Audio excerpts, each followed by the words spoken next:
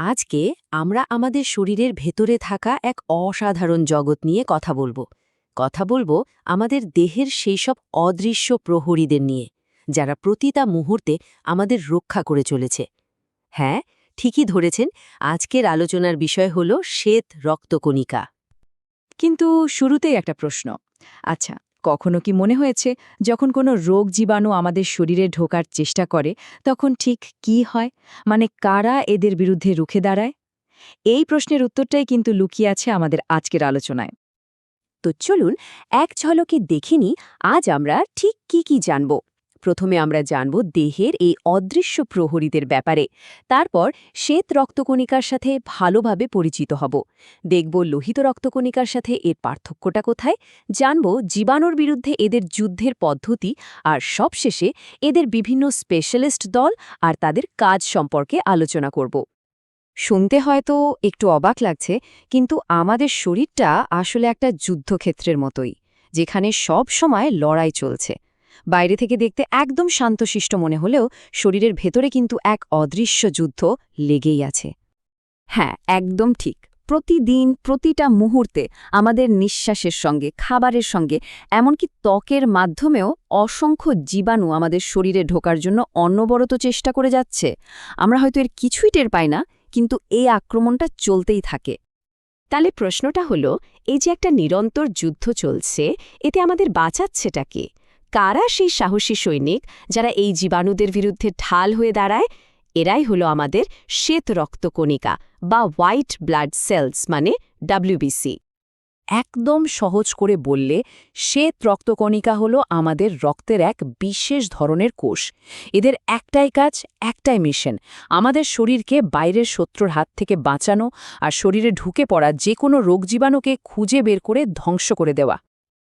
এদের কিছু দারুণ বৈশিষ্ট্য আছে কিন্তু, যেমন এদের কোনো নির্দিষ্ট আকার নেই, এরা অনিয়তাকার।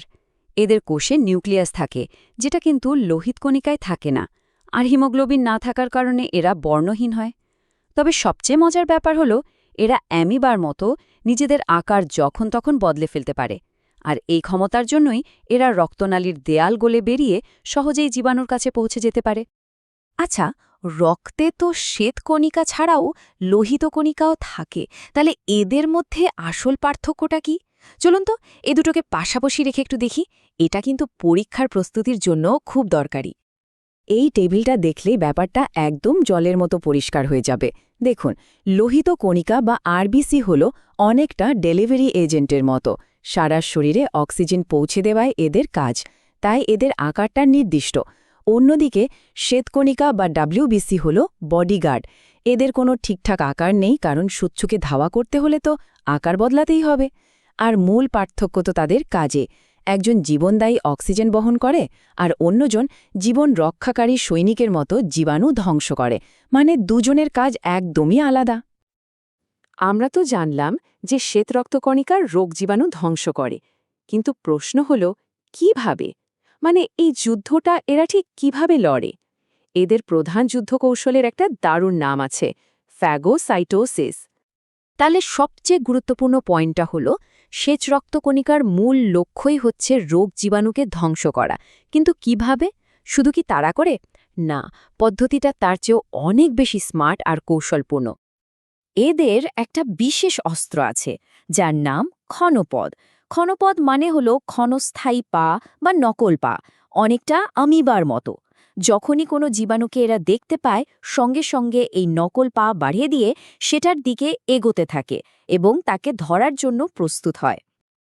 এই প্রক্রিয়াটা দেখুন, পুরো একটা অ্যাকশন সিনেমার মতো। প্রথম ধাপে আমাদের প্রহরী মানে শ্বেতকণিকা শত্রুকে খুঁজে বের করে। দ্বিতীয় ধাপে সে তার নকল পা বা ক্ষণপদ বাড়িয়ে দেয়। তৃতীয় ধাপে দেখুন কিভাবে জীবাণুটাকে চারদিক থেকে জাপটে ধরছে।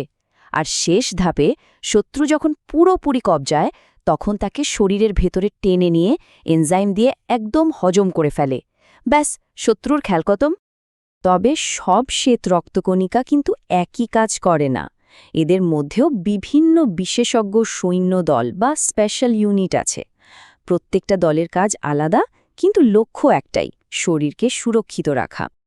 যেমন ধরুন, নিউট্রোফিল হলো আমাদের সেনাবাহিনীর ফ্রন্টলাইন সোলজার। এরাই সবার আগে ছুটে গিয়ে ফ্যাগোসাইটোসিস প্রক্রিয়ায় জীবাণু আক্রমণ করে। এরপর আছে ইওসিনোফিল, যারা মূলত অ্যালার্জির মতো সমস্যা সামলায়। আর লিম্ফোসাইট হলো ইন্টেলিজেন্স ইউনিটের মতো। এরা অ্যান্টিবডি তৈরি করে শত্রুর একটা ছবি তুলে রাখে, যাতে ভবিষ্যতে ওই একই শত্রু আবার এলে তাকে সাথে সাথে চিনে ফেলা যায়। আর ব্যাসোফিল হেপারিন তৈরি করে রক্তনালীতে রক্ত জমাট বাঁধতে দেয় না। কখনো ব্লাড টেস্টের রিপোর্টে দেখেছেন তো নিউট্রোফিল বা লিম্ফোসাইটের পার্সেন্টেজ লেখা থাকে? ডাক্তাররা ওই সংখ্যা দেখেই কিন্তু বুঝে যান শরীরে ব্যাকটেরিয়া নাকি ভাইরাসের আক্রমণ হয়েছে। এই সব বিভিন্ন ধরনের শ্বেত রক্তকণিকা যখন একসাথে একটা দলের মতো কাজ করে, তখনই আমাদের শরীরে যা তৈরি হয় তাকে আমরা বলি রোগ প্রতিরোধ ক্ষমতা বা ইমিউনিটি। এই ক্ষমতাটা আছে বলেই আমরা প্রতিদিন এত জীবাণুর মাঝেও সুস্থ থাকতে পারি। তাহলে আজকের আলোচনা থেকে সবচেয়ে বড় যে বিষয়টা আমরা শিখলাম তা হলো আমাদের শরীরের এই প্রতিরক্ষা ব্যবস্থা কোনো একজন সৈনিকের উপর নির্ভর করে না। এটা একটা কমপ্লিট টিম ওয়ার্ক, যেখানে বিভিন্ন ধরনের শ্বেতরক্তকণিকা একসাথে মিলে একটা দুর্ভেদ্য দুর্গ তৈরি করে রেখেছে। শেষ করার আগে একটা প্রশ্ন রেখে যাই। একবার ভাবুন তো, যদি আমাদের শরীরে এই অদৃশ্য প্রহরী, এই শ্বেতরক্তকণিকার ডিফেন্স সিস্টেমটা না থাকতো, তাহলে জীবনটা কেমন হতো? এই অসাধারণ ব্যবস্থা ছাড়া কি একটা দিনও সুস্থভাবে বেঁচে থাকা সম্ভব ছিল? ভাবার মতো একটা বিষয়, তাই না?